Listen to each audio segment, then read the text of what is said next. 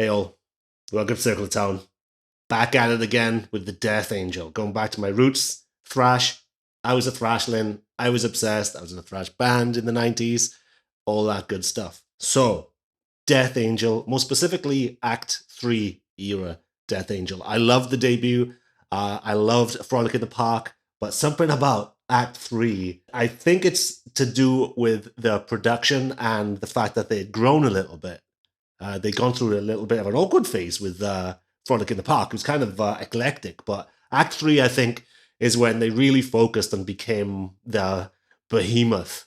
You know, they were no longer those little Filipino thrashlings that we all, you know, there's kind of a bit of a trope where a lot of the magazines would only focus on how adorably young they were. Look at this. They were literally like 13 years old, some of them. They couldn't even get into the venues. They were so young. They had to kind of sneak in just to play the gigs because they were underage. Let's get to what I used, first of all, to get this tone. I can't tone match. I'm in an apartment. I don't have my amps and everything all set up. I used the Nolly Archetype plugin by Neural. One of the amp sims were based-ish around like a modded kind of, believe it was a JCM800. So what did Rob and co use on Act 3 era? It was a JCM800. It was a JCM800 with a difference. It was a 2100 JCM800. 2-channel with the reverb. And they had like diode clipping as well. So it's a little bit more gain on tap than the average JCM800 back in the day. And I could hear that clear as day. Now that I know, you know, after the fact, we all know, but I'm like, of course, that's why I couldn't nail it with a JCM800 type of sim, because it didn't have that just little change to the circuit that Marshall did for good or for worse. And also, they had Marshall cabs loaded with 100-watt speakers. Was it the GH100s? So 400-watt cabs, right? So they had 2 cabs each. Now, what they did in the studio, 2 cabs per guitarist, right? But they didn't stack them.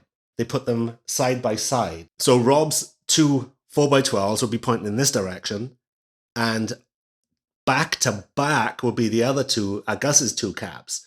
So they would be side by side and back to back, pointing away from each other.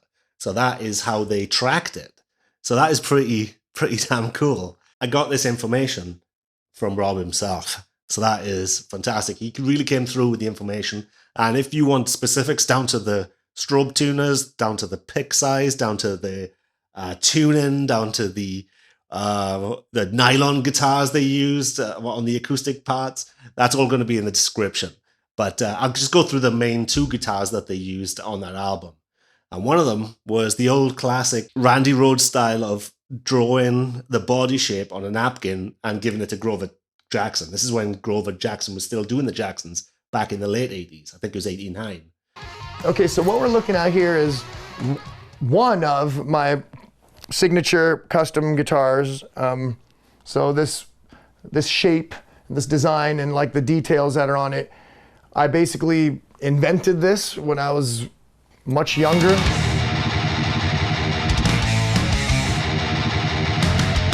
I drew it on a napkin and thought one day that'd be amazing if I could get a guitar like this, like custom made that way. And lo and behold, Jackson made it for me, which is the company, guitar company I dreamed of playing their guitars. I've got 8 or 9 of these by now in different colors. This is a beautiful blue one over here. I have them in an assortment of colors with various different details, but they're all that shape, and that's what I play. And these guitars I love, and they sound and play amazing, and they're totally metal guitars. So yeah, that's what these are. So this is the main custom Jackson that Rob used on that album. He used a couple of others too. They're listed in the description, but that was the main one. Gus was using a BC Rich Gunslinger. You can tell it was a weird looking guitar because it almost had like cheese holes in it, which were painted a different color. So you can see that one here. Floyd Roses, my main guitar for years had Floyd Roses on them, and I know that they aren't quite as sharp as these type of bridges. So mine sounded nothing like the album, but it's kind of cool to hear it, clear as day. I actually love this chug. Listen to this.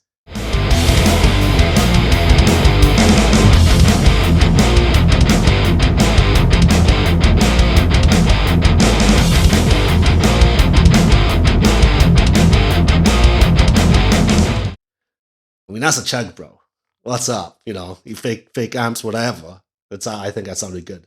So, relatively good, for Vanilla Sausage, because that's what it was. I could not humanize the drums. The drums are the biggest aspect of what I think was great about Death Angel back then. Their drummer was an absolute phenom.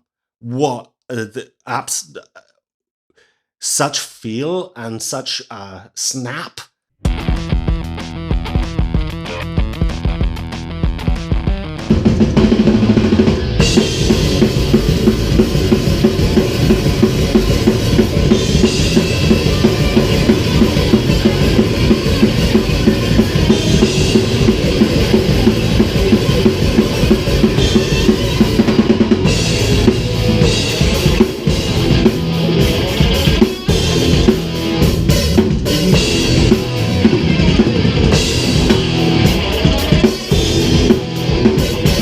Modern production now, I keep on going on about it.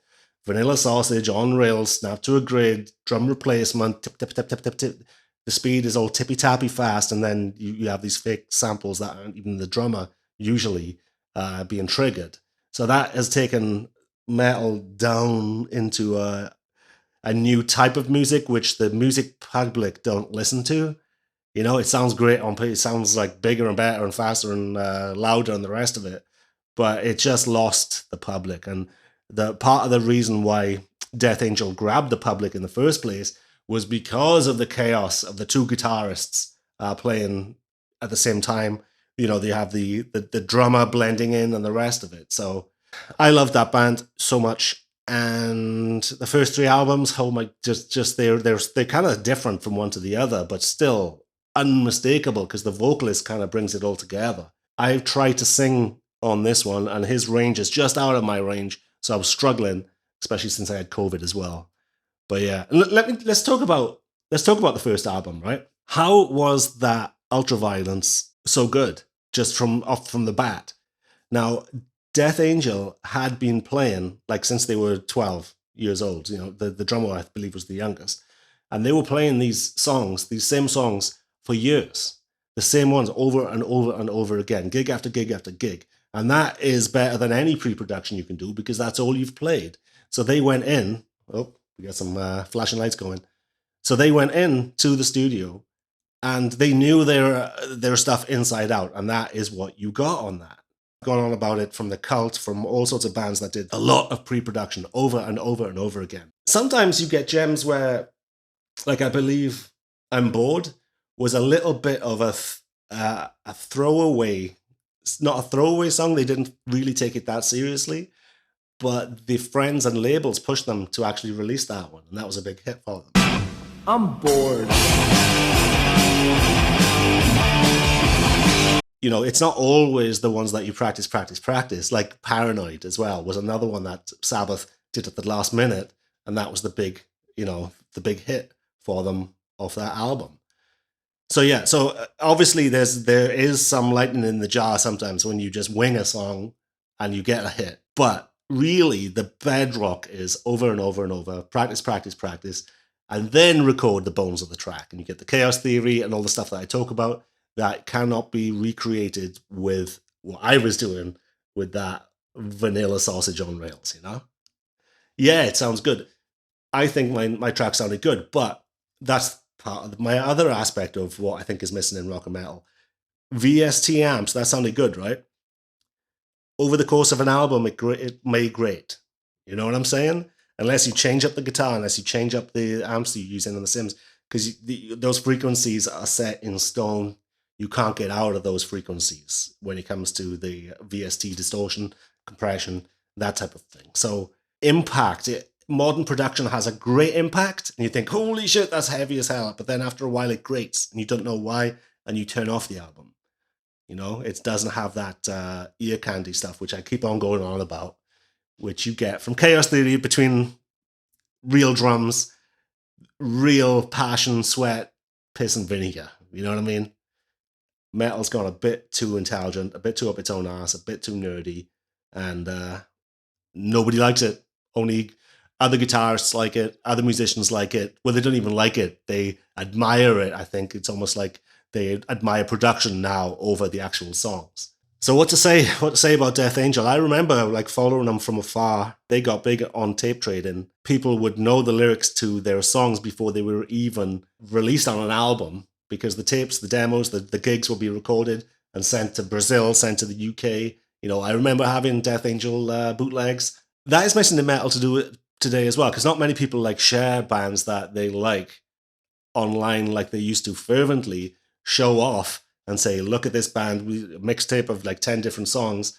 I mean, since when have you shared, say, one of my videos to social media, even though you like my channel? It kind of doesn't happen anymore, Kids tend to do it a lot, youngsters, but people, for some reason now, the metal community seems to think that's e-begging or whatever, where it used to be the lifeblood was sharing music, sharing underground C-level channels or whatever would have been the old tape trade in the back of the day. I'm not bitter. Please. So yeah, I mean, how did the main first demo come about? It was actually Kirk Hammett took these little thrashlings under his wing. Kirk Hammett actually recorded their first demo. And actually Kirk Hammett, I think, was involved in a few aspects of them getting a knee up into the scene. And from that demo, they got signed, So they got the Ultraviolence out. And then actually Act 3 is interesting to me. There was that producer that did the old Aussie albums that did Act 3. I think I'm Bored actually got them on the map from the second album. And then all these major labels were scrambling for them then, because they saw the success of Metallica and Slayer, and they thought, okay, I want a bit of this action. Who's out there? Death Angel were on MTV in rotation, and then along came, I think, was it Geffen that came for them and signed them up, and then they were in the big leagues, and that kind of messed them up. So they had the budget now. I remember them saying in interviews, not only it used to be them in a van, and then all of a sudden they had their own tour bus, even a tour bus for the crew, and they had their own backline, they had their own PA going out with them to gigs and everything. And they were a very solid unit going out, touring on the Act 3 album. But tragedy would strike. They had a really bad bus accident. This dumbass driver fell asleep, and the bus just went skidding something like 300 feet. And the drummer really got messed up. And that was the beginning of the end, really, for that era of Death Angel. I believe they did a few gigs with another drummer, I believe. I might be wrong. I believe they went to Japan, so they were legally bound to do this gig. And I think after that is when the singer quit, and then they went on to hiatus for a while.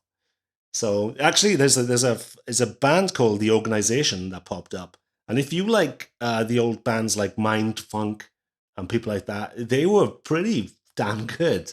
You know, riff-based rock metal type of thing going on. But hey, man, I liked it. I liked that band, but they didn't really get any traction. And then over a decade later, I believe it was, how did they get back together? Chuck Billy had cancer, the singer from Testament, and they were doing a Thrash of the Titans or something, a benefit for them. They got the old guard back in Death Angel, most of them anyway, and then they were back on the scene. So thank God for that. But yeah, you can tell my throat. I had COVID. I'm getting over it. I'm still a bit raspy from it, but I tested negative recently. I tested positive a while back. So it's been a fun time. It wasn't that bad. Really bad throat, but then there was only one really bad night. And thanks to my patrons of Tone. You guys are awesome. Richard P. and Co. Thank you, thank you, thank you. If you want to tip me, you can give $1 a month or $5 a month or whatever. And I'd really appreciate that. I'm going to be uploading more often. COVID took me down a little bit, but there's no excuse. It's a lot of work for very few views. So if you could subscribe and share with one person, maybe we can double my numbers. You know what I'm saying? All right, chaps. Have a good one. You've been awesome. So what bands would you like me to cover in the future? If you know exactly what was used on certain albums with quotes and pictures or the rest of it, let me know. Maybe I'll dig it and we can learn this together. But can you get any better than this? Pointy guitars, Marshalls, pointing in every direction. I believe they used Rats and MXR as well in amongst all that lot. So good stuff, man. Death Angel, thanks, Rob. Thanks for all the information. You're the man. Your riffs really got me going when I was a little thrashling myself, and huge influence, especially the solos. I've noticed a few quirks in my solos where there's definitely some Death Angel influence in there.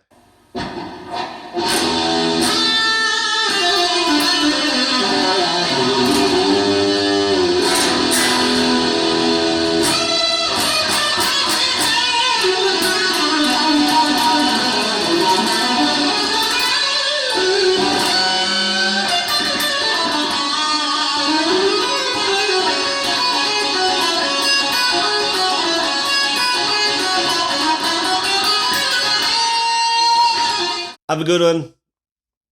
See you next time. Circle of Tone.